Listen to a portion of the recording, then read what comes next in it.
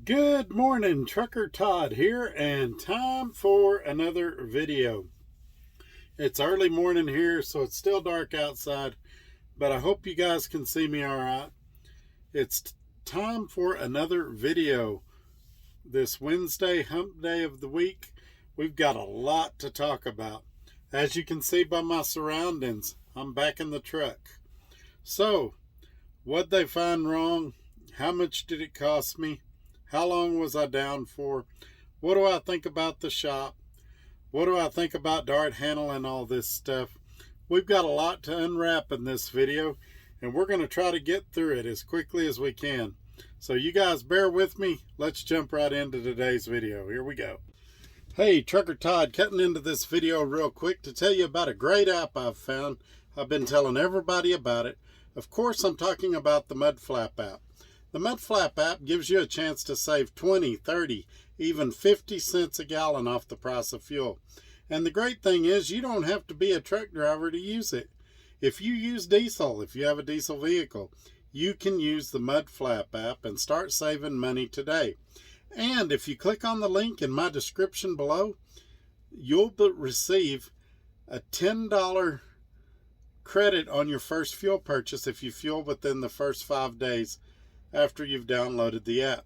So not only could you get 20, 30, even 50 cents a gallon off fuel, you could also get an additional $10 bonus. What's there to lose? Give it a shot. Try it out. Tell me what you think. What I do is compare it with the discounts I receive at the company I'm at now, and I use whichever saves me the most money. So check it out. Tell me what you think. And now we'll get back to the regularly scheduled video. Here's the music. And this is why I do this, why I'm out here, why I keep that hammer down. Flying by these road signs with home on my mind, with these wheels turning round. For my family and for my kids, for this life I wanna live. This is why I do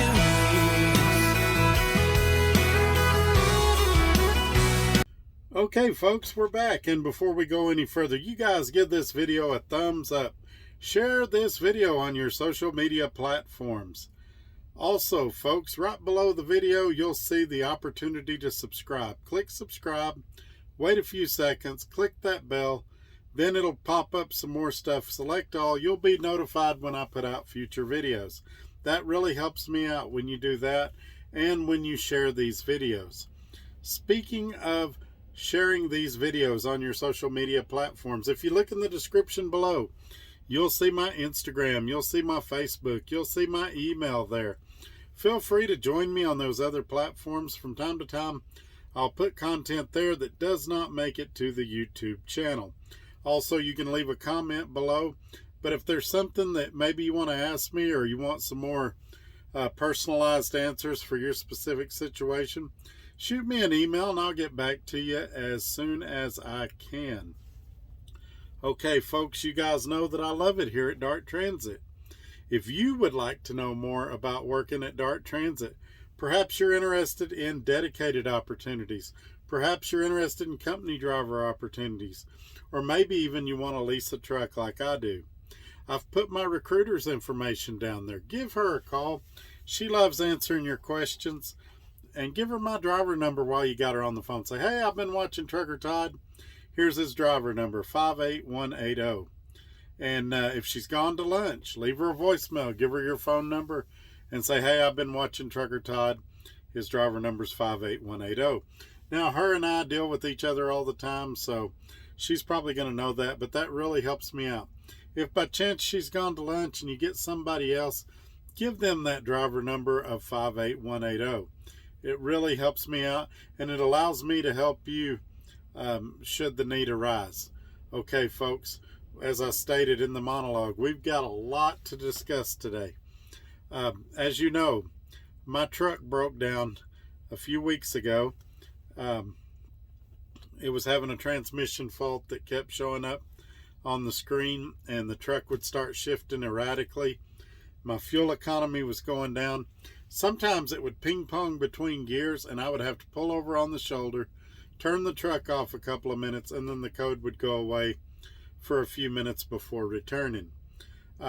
It finally got to a breaking point where it needed to be addressed. I happened to be in Lubbock, and I said, I'm going to put this thing in the shop and figure out what it is. Now, I did not know when I put it in the shop it was going to take 19 days to get it fixed, folks.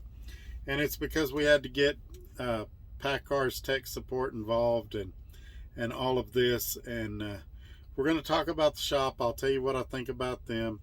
We're going to talk about Dart. I'll tell you what I think about them. But what it turned out to be, and I'm also going to tell you what it cost me. What it turned out to be was a clutch housing assembly. Now, I know what that is on a manual transmission, but on an automated or automatic transmission, depending on what you want to call it in a semi, I'm not as familiar. I tried to Google it, and to me it appeared like what you and I would call the bell housing on a transmission. But it was cracked, and it took them a while to find that. I don't know why. It looks like if it was cracked, it'd be something fairly easy and simple to see. But again, I'm talking above my pay grade here. I don't know that for a fact. That's just what I would think. So, the parts came in. They got it fixed. It took probably 2 or 3 days to fix once they got the parts in. We were coming up on a weekend. My part, and they also, I believe, did a def quality sensor. All of that was covered under warranty. The only thing I had to pay was $250 for the shipping of the parts. So I was relieved for that. Also, I was relieved that I chose to get this repair in Lubbock so I could stay at home for that 19 days and not have to get this repair out on the road. I did not have to borrow any money from Dart. I was able to squeak by, but I'm broke now. I'm going to be working very hard the next few weeks to dig myself back up to a position of comfort again. Also, I got some great news too. My pickup truck, my personal vehicle, the 4-wheel drive you've seen in some of my videos that I got lifted and had all the work done on, it broke, or it didn't break. It's still drivable, but I took it to the shop to get it looked at, and it needs $6,800 worth of repairs. So that's something I've got to get done in the next few weeks. I put it out in my shop, in my storage shop, and I've got it sitting there for a few weeks until I can make the money to put that in the shop. Okay, and so I dodged a bullet with the Kenworth for sure, with it being under warranty. They didn't give me the exact quote, but the service writer said he felt like it was probably somewhere around $8,000 to $10,000 in repairs. So imagine if I'd have had to spend 19 days in a hotel somewhere, the additional expense, eating out every day, it would have totally wiped me out. So things worked out well. And as I said, I'm back out on the road, and I don't have a big loan payment to Dart. Dart is going to work with me on the payments. They're going to defer some payments to kind of help me from being in the tank so bad when I come back out. That's good and bad. That'll help me in the short term, but of course it'll take me 19 days longer to pay off the truck. So to me, that's a good deal, and it's awful kind of Dart to do that. Also, I appreciate them catching that the def quality sensor had been throwing some codes and getting me that fixed too while I was at the Kenworth dealer. It was a free repair, and prevented me from having a a possible breakdown further down the line. The shop, what do I think about the shop? Well, I'll say this. I think they did great work. I've driven the truck a little over 100 miles now. I got to pick up here in the morning, pick up my first load back on the road again. And I didn't have any error messages or anything, so it would appear to be fixed. It was a little slower than I would have hoped it would have been. 19 days is the longest breakdown I've ever had with any company. Usually it's about a week or 10 days, and then you're back on the road. But we live in a different world now. with COVID, it's hard to get parts. With chip shortages, it's hard to get parts. I was told by one of the guys at the shop that some of these trucks have a sensor. He didn't tell me which one it was.